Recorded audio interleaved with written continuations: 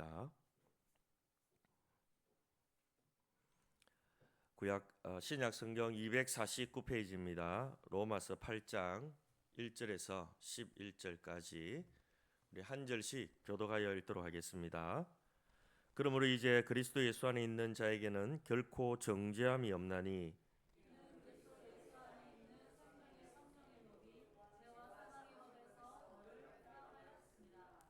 율법이 육신으로 말미암아 연약하여 할 수 없는 그것을 하나님은 하시나니 곧 죄로 말미암아 자기 아들을 죄 있는 육신의 모양으로 보내어 육신의 죄를 정하사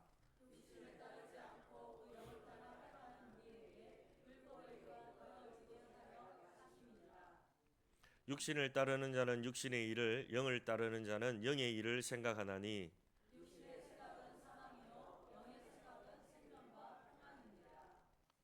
육신의 생각은 하나님과 원수가 되나니 이는 하나님의 법에 굴복하지 아니할 뿐 아니라 할 수도 없음이라.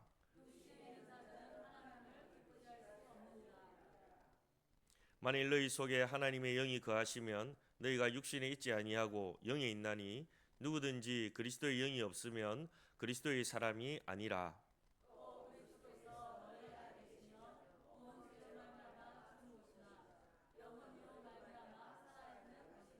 11절 함께 읽겠습니다. 예수를 죽은 자 가운데서 살리신 이의 영이 너희 안에 거하시면 그리스도 예수를 죽은 자 가운데서 살리신 이가 너희 안에 거하시는 그의 영으로 말미암아 너희 죽을 몸도 살리시리라. 아멘. 오늘도 거룩하고 복된 줄 예배 자리에 오신 성도님 사랑하며 축복합니다. 우리 앞뒤자로 인사 나누겠습니다. 사랑합니다. 축복합니다. 한 주간 잘 지내셨는지 모르겠습니다. 오늘 말씀을 통해서 예수 안에 있는 자가 누리는 영적 축복이라는 제목으로 말씀을 전하도록 하겠습니다. 영국에서 태어나서 노예 무역에 관련했던 존 뉴턴이라는 사람이 있었습니다. 이 사람 때문에 많은 사람들이 고통을 당했죠. 그런데 그가 이후에 예수 그리스도를 만나게 됩니다. 그리고 삶이 완전히 변화되었어요. 그리고 그는 이렇게 고백합니다. 나는 큰 죄인이지만 그리스도는 더 큰 구주이시다. 그의 삶은 로마서 8장 1절의 말씀 그리스도 예수 안에 있는 자에게는 결코 정죄함이 없나니라는 말을 그대로 보여주고 있습니다. 죄와 사망의 법에 매여있던 그가 생명의 성령의 법으로 생명과 평안을 누리게 얻게 되었던 것이죠. 결국 그는 그래서 어메이징 그레이스, 우리 잘 알죠? 어메이징 그레이스라는 찬송을 짓게 되고 하나님의 은혜를 노래하는 사람으로 변화되었던 것을 보게 됩니다. 이렇게 죄책감과 정죄에서 벗어나서 새로운 삶을 얻게 되는 이 이야기는 성경 이야기에서 뿐만 아니라 대중문화 속에서도 반복적으로 등장하는 것을 보게 됩니다. 예를 들면 우리가 잘 아는 레미제라블이라든지 또는 쇼생크 탓줄 같은 이런 작품 속에서 해방과 새로운 삶을 그렇게 드러내고 있는 것을 보게 됩니다. 우리도 우리의 삶을 돌아보면 죄책감이나 실패감 때문에 눌릴 때가 참 많이 있습니다. 예수는 믿고 있지만 우리 죄를 범할 수 있잖아요.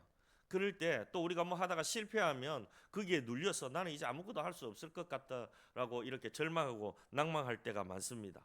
나는 왜 이렇게 부족하지? 나는 하나님 앞에서 죄가 많아서 떳떳하지를 못해 라는 마음을 가지고 거기에 눌려설 때가 많습니다. 그런데 성경은 분명히 우리에게 말씀합니다. 예수님 안에 있는 자는 더 이상 정죄받지 않는다. 이는 우리의 기준이 아니라 예수님의 십자가와 부활이 우리의 삶의 기준이 되기 때문에 그렇습니다. 그래서 우리는 죄책감 속에 머물러 있을 필요는 없습니다. 죄를 지었을 때 우리는 회개하고 속히 돌이키면 됩니다. 그런데 계속해서 나는 이 죄 때문에 안 돼 그렇게 하면 안 된다라는 것이죠. 성령께서 우리 안에 거하시고 성령께서 우리를 만져주시고 우리가 회개하면 새로운 생명으로 충만하게 만들어 주신다라는 겁니다. 직장에 쓰든 가정에 쓰든 예수 안에 있다는 사실을 붙들게 되면 우리는 두려움 대신에 평안이 찾아오게 되고 그리고 정죄 대신에 자유가 찾아오게 되는 것이죠. 그래서 우리는 항상 어디에 있어야 됩니까? 예수 안에 있어야 합니다. 예수 밖에 나가면 안 돼요. 의왕 속에 있는 물고기, 오늘 우리 교회도 저 밖에 건붕어 있지만 잘 놀잖아요. 쟤는 컨디션 좋으면 억수로 잘 놉니다. 근데 컨디션이 안 좋으면 밑바닥에 딱 5마리가 있어요. 그래서 저는 그걸 보고 압니다. 아, 얘 물 갈아줘야 되겠구나. 아, 얘 온도 맞춰줘야 되겠구나. 아, 얘 밥 더 줘야 되겠구나. 오늘 보니까 억수로 까불더라고요. 컨디션이 억수로 좋은가 봐요. 어디에 있을 때? 의왕 안에 있을 때. 쟤들 밖에 놓으면 어떻게 됩니까? 죽어버립니다. 우리가 마찬가지입니다. 우리는 항상 예수 안에 있어야 합니다. 예수 밖에 나가는 순간 우리는 절망과 고통 속에 죄책감에 빠질 수밖에 없어요. 그러나 예수 안에 있는 자는 그 죄책감에서 자유합니다. 왜냐하면 십자가와 부활이 우리를 만나주기 때문에 그렇습니다. 사도 바울이 로마서를 쓸 당시에 유대인들은 율법을 지키면 어렵다고 생각했어요. 그래서 그 율법을 지키려고 하면 늘 애를 썼습니다. 근데 우리가 잘 아는 대로 율법은 뭐만 드러냅니까? 죄만 드러냅니다. 율법은 죄의 문제를 해결할 수가 없습니다. 그냥 너 이제 지었지 정죄만 하는 거예요. 그런데 복음은요, 그 죄의 문제를 해결하는 것이죠. 예수님의 십자가의 보혈이 우리의 모든 죄를 깨끗하게 씻어 준다라는 겁니다. 이게 복음이고 이게 기쁜 소식이에요. 그래서 바울은 이 율법을 지키면서 어렵다고 생각했던 사람들이 율법을 지키려고 하다 보니까 율법을 다 못 지키니까 늘 죄책감에 두려움 속에 빠져 있는 것을 보게 되었어요. 그래서 오늘 본문 8장 1절에 그리 얘기를 하는 겁니다. 예수 그리스도 안에 있는 자에게는 결코 정죄함이 없다라고 선포를 하고 있는 것입니다. 예수님께서 십자가에서 우리의 죄를 담당하시고 죽으시고 부활하심으로 우리는 성령 안에서 새로운 생명을 얻었다라는 겁니다. 핵심은 바로 이거예요. 예수 안에 있는 자는 죄와 사망의 법에서 해방되고 성령의 법 안에서 생명과 평안을 누린다라는 것이 핵심입니다. 그렇다면 예수 안에 있는 자가 실제로 누리는 영적 축복은 뭘까요? 오늘 설교 제목이 예수 안에 있는 자가 누리는 영적 축복이잖아요. 그러면 예수 안에 있는 자는 어떤 영적 축복을 누리느냐라는 겁니다. 오늘 본문을 통해서 세 가지 살펴보고 여러분 다 이것을 누리면서 살아가시기를 주의 이름으로 축복합니다.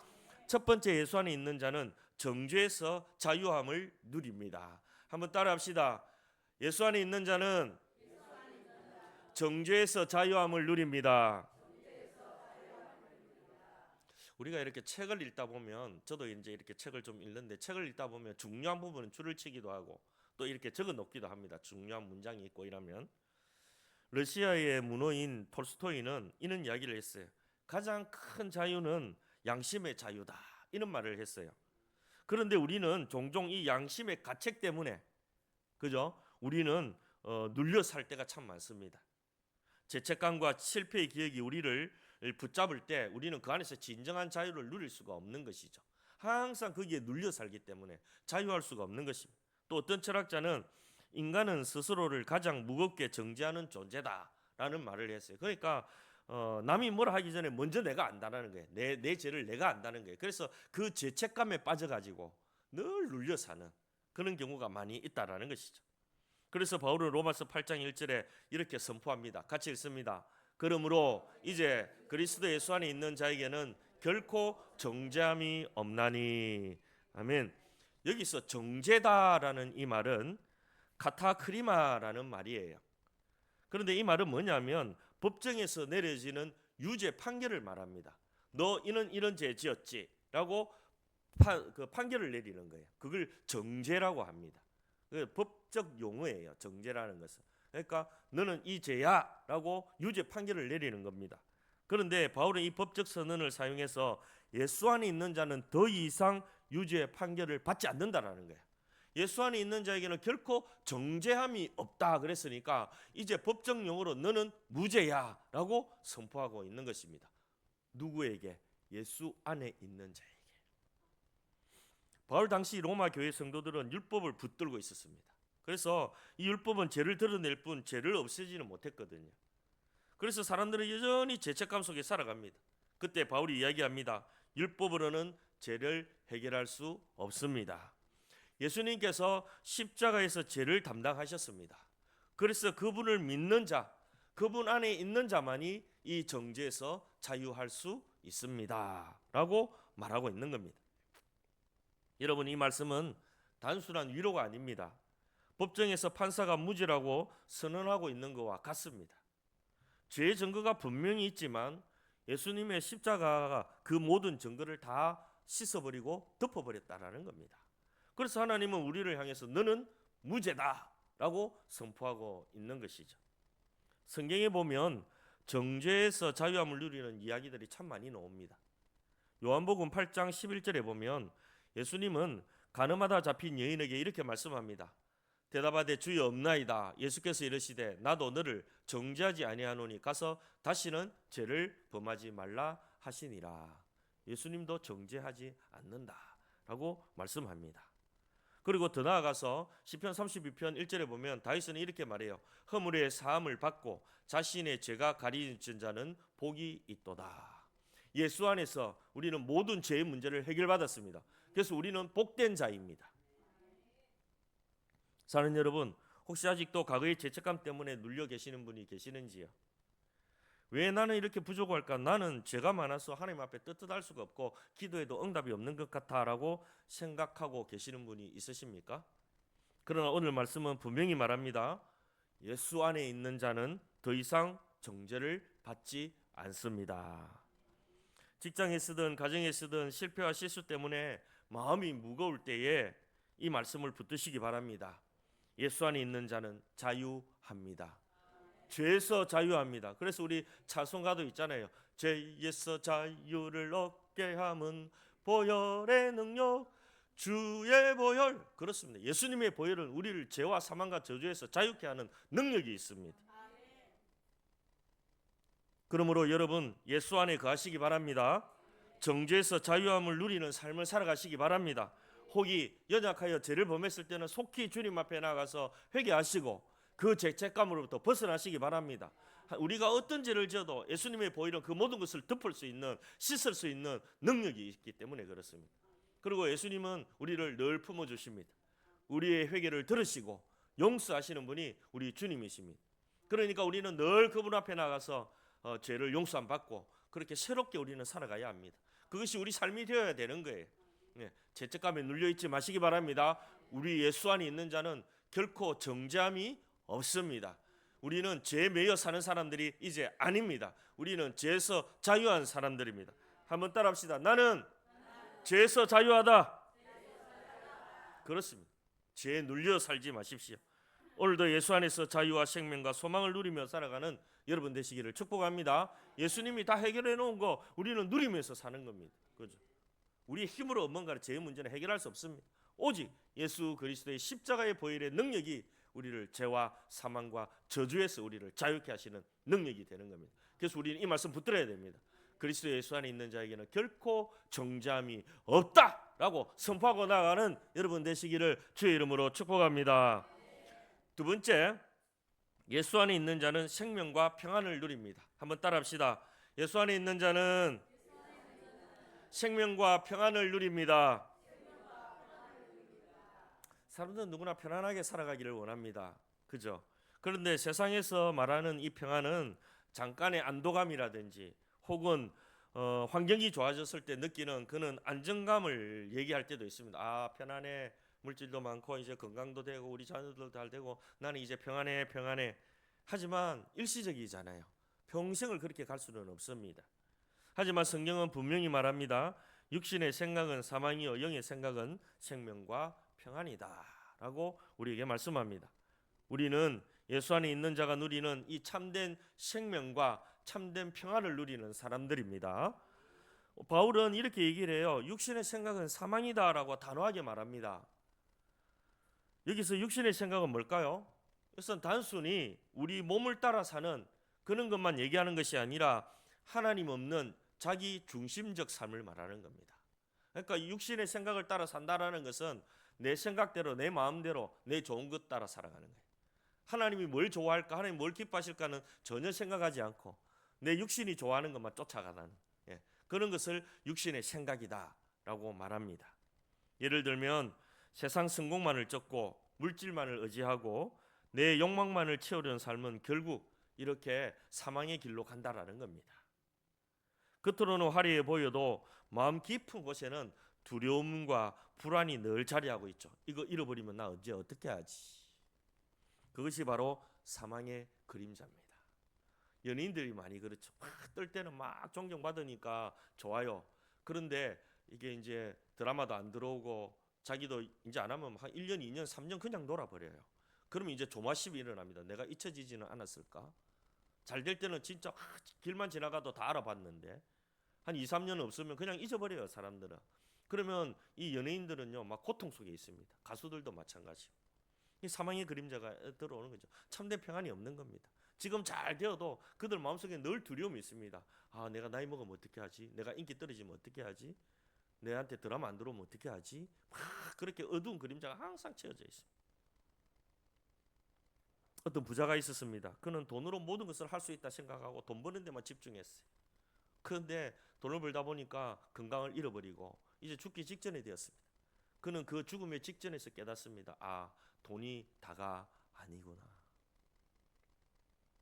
돈으로 생명을 살 수도 없고 마음의 평안도 살 수 없구나라고 깨달았다고 합니다. 그러나 반대로 영의 생각은 생명과 평안을 준다라고 말하고 있습니다. 여기서 성령을 따라 이 영의 생각은 생명과 평안을 주는데 성령을 따라 사는 사람은 생명과 평안을 얻는 것과 같다라는 것이죠. 여기서 생명은 무엇이냐면 우리가 숨쉬는 이 생명뿐만 얘기하는 것이 아니라 하나님과 관계 속에서 오는 영원한 생명을 말합니다. 저와 여러분은 이미 예수 안에서 영원한 생명을 가진 사람들입니다. 그죠? 영원한 생명을 가지고 있는 사람들이.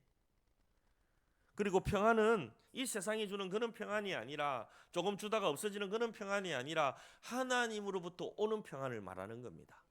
이것은 환경과 상관없고 또 뭐 어떤 그런 여건과 상관이 없습니다. 이거는 하나님으로부터 오는 평안이에요. 초대교회 성도들은 박해 속에서도 찬송하면서 감옥 속에 있었습니다. 찬송하면서 순교의 자리로 들어갔어요. 환경은 고통스럽지만 그들의 마음에는 성령께서 주시는 평안이 있었다라는 거예요. 이것이 바로 영의 생각을 따라 사는 사람들의 모습이다라는 겁니다. 예수 안에 있는 자의 이런 삶의 모습, 이는 생명과 평안을 누리는 삶을 살아가게 되는데 그들이 그렇게 살아갈 수 있는 특징이 있어요. 그들이 그 환경의 어려움 속에서도 잡히면 죽는 가운데서도 감옥에 갇혀가는 속에서도 복음 때문에 그들이 그렇게 찬송하고 마음의 평안을 누릴 수 있던 것은 성령께서 주시는 거기 때문에 그렇습니다. 성령이 우리 안에 계시면 환경과 상관없이 죽음의 직전에도 우리는 찬양할 수 있습니다. 감사할 수 있습니다. 하나님 나라로 가니까요. 사랑하는 여러분, 세상은 끊임없이 우리를 불안하게 만듭니다. 이거 없으면 안 되고 저거 없으면 안 되고. 그러나 예수 안에 있는 자는 결코 흔들리지 않습니다. 왜냐하면 성령께서 우리 안에 뭘 주시기 때문에 생명과 평안을 주시기 때문에 그렇습니다. 여러분 안에 이 은혜가 있기를 축복합니다. 환경과 상관없이 저 사람은 어떻게 저렇게 가난해도 아이가 저렇게 아파도 저렇게 말을 안 들어도 어떻게 저렇게 늘 평안하게 살아갈 수 있지? 비결은 우리 안에 계신 성령께서, 내 힘이 아닌 성령께서 나에게 생명과 평안을 폭포수처럼 부어주시기 때문에 그 은혜가 커서 이 눈에 보이는 조그만 사라질 것들 때문에 좌지우지하지 않는다라는 겁니다. 불안해하지 않는다라는 겁니다. 여러분에게 이 은혜가 있기를 축복합니다. 조그만 일에 흔들리지 마시고 하늘로부터 오는 평화로다. 내 마음속에 주님이 주시는 평안으로 가득 채워지게 되면 현실의 고통도 이겨낼 수 있고 그 아픔 속에서도 찬양할 수 있는 그것이 믿음이다라는 거예요. 그것이 예수 안에 있는 자가 누리는 영적 축복이다라는 거예요. 세상 사람들은 이거 못 누립니다. 영적 축복을 못 누립니다. 오직 예수를 나의 구주로 모신 사람만이, 내 안에 영접한 사람만이 누리는 영적 축복입니다. 여러분 모두 이 아름다운 영적 축복을 마음껏 누리시기를 주의 이름으로 축복합니다. 세 번째, 예수 안에 있는 자는 부활의 능력을 누린다라는 겁니다. 한번 따라합시다. 예수 안에 있는 자는 부활의 능력을 누립니다. 오늘 본문을 통해 예수 안에 있는 자는 정죄에서 자유한다. 그리고 예수 안에 있는 자는 성령께서 생명과 평안을 주신다라고 말씀하시면서 바울은 더 나아가서 예수 안에 있는 자에게는 부활의 능력을 가지고 누린다라고 말하고 있습니다. 오늘 본문 11절 말씀 같이 읽겠습니다. 예수를 죽은 자 가운데서 살리신 이의 영이 너희 안에 거하시면 그리스도 예수를 죽은 자 가운데서 살리신 이가 너희 안에 거하시는 그의 영으로 말미암아 너희 죽을 몸도 살리시리라. 아멘. 여기서 죽을 몸이라고 얘기하고 있잖아요. 너희 죽을 몸도 살리시리라 라고 말씀하고 있습니다. 이것은 단순히 육체적 죽음만을 의미하고 있는 것이 아닙니다. 우리 육신 죽잖아요. 이 육신이 다시 산다라는 거예요. 신령한 몸을 입고 산다라는 겁니다. 이건 뭐냐면 성령께서 우리의 연약한 몸을 새롭게 하시고 영원한 생명으로 이끄신다는 그런 의미를 가지고 있는 것이죠. 문자적으로 이 구절은 성령께서 예수님을 살리셨듯이 십자가에 죽으시고 3일 만에 부활하셨잖아요. 그 부활은 새로 살아났잖아요. 성령께서 들어가셔서 살아내시 하나님께서 살리신 것이잖아요. 그것처럼 우리도 우리의 이 죽을 몸도 그렇게 살아난다라는 겁니다. 부활한다라는 겁니다. 예수님의 부활을 믿으십니까? 여러분의 부활은 믿으십니까? 네, 그렇습니다. 우리의 육신은 사라져도 신령한 몸을 입고 다시 산다라는 거예요. 그게 부활의 능력을 누리면서 살아가는 사람들의 모습입니다. 당시 로마 사회는 죽음을 두려워했습니다. 왜냐하면 로마 시대는 너무 살기 좋았거든요. 그죠? 온 나라들이 글로 다 집중이 되어 있으니까 로마 제국이니까. 그러니까 죽으면 아깝잖아요. 너무 살기 좋은 세상이니까 더 살고 싶고 막 그런 시대였어요. 철학자들은 죽음 이후의 세계를 설명하려고 했지만 그들은 확신이 없었습니다. 그러나 바울은 분명하게 말하죠. 예수님이 부활하셨다. 그리고 그 부활의 능력이 성령을 통해 너희 안에 있다라고 선포하고 있는 겁니다. 당시 성도들에게 이 메시지는요, 엄청난 위로와 소망이 되었을 겁니다. 사랑하는 여러분, 한번 상상해 보십시오. 무덤에 갇혀있던 예수님께서 성령의 능력으로 다시 살아나셨습니다. 그 부활의 능력이 오늘 우리 안에도 역사하고 있습니다. 단순히 미래에 우리가 부활한다는 소망만 있는 것이 아니라 이 부활의 능력은 지금 이 순간에도 성령께서 우리의 삶을 새롭게 하신다라는 겁니다. 절망 속에서 다시 일어나게 하시고 무너진 삶을 다시 회복시켜 주신다라는 겁니다. 이것이 바로 부활의 능력입니다, 여러분. 죽은 자만 살아나는 것이 아니라 현실에도 나의 무너진 것을 다시 살리시는 하나님이시다라는 거예요. 성경은 여러 곳곳에서 같은 메시지를 전하고 있습니다. 요한복음 11장 25절 같이 있습니다. 예수께서 이르시되 나는 부활이요 생명이니 나를 믿는 자는 죽어도 살겠고. 고린도전서 15장 20절 그러나 이제 그리스도께서 죽은 자 가운데서 다시 살아나사 잠자는 자들의 첫 열매가 되셨도다. 아멘. 열매가 첫 열매 맺고 그다음에 주렁주렁 열리잖아요. 우리가 다 그렇게 따라서 열린다라는 겁니다. 예수 안에 있는 자는 부활의 능력을 누리면서 살아갑니다. 사랑하는 여러분, 혹시 지금 삶이 무너진 곳이 있으십니까? 건강의 문제, 관계의 문제, 경제적 어려움 때문에 혹시 마음이 낙심되어 있는 분이 계시는지요? 그러나 기억하십시오. 성령께서 다시 살리십니다. 그 능력이 우리 안에 역사합니다. 성령의 능력이 우리 안에 역사해요. 우리의 무너졌던 꿈이 다시 살아나고 깨어진 관계가 다시 회복되어지고 무너졌던 모든 것이 절망 속에서 다시 일어날 수 있습니다. 이것이 바로 부활의 능력이에요. 살아난다라는 겁니다. 살아난다라는 거예요. 사랑하는 여러분, 예수 안에 있는 자는 부활의 능력을 누리면서 살아갑니다. 단지 미래의 부활뿐만 아니라 오늘 우리의 삶에도 이 부활의 능력이 역사하고 있습니다. 예수 그리스도를 살렸던 성령의 능력이 오늘도 저와 여러분 안에도 살아 역사하시는 겁니다. 그 부활의 능력이 있는 자는 절망의 자리에서 일어나게 되어져 있습니다. 고통의 자리에서 일어나게 되어져 있습니다. 성령께서 세우시기 때문에 그렇습니다. 낙심하지 마십시오. 일이 잘 안 된다고 실망하지 마십시오. 성령이 우리 안에 계시며 우리를 다시 일으켜 세우십니다. 길을 열어주시는 겁니다. 다시 살리시는 겁니다. 오늘도 이 말씀을 붙들고 무너진 자리에서 다시 일어나시기를 결단하시기 바랍니다. 절망 속에서 소망을 붙드시기 바랍니다. 성령께서 여러분을 새롭게 하실 것입니다. 여러분을 살릴 것입니다. 옆에 분에게 인사합시다. 성령의 능력이 당신을 살릴 겁니다. 확신하시기 바랍니다. 성령의 능력이 우리를 살릴 겁니다. 말씀을 정리합니다. 헬런 켈러는 이런 말을 남겼습니다.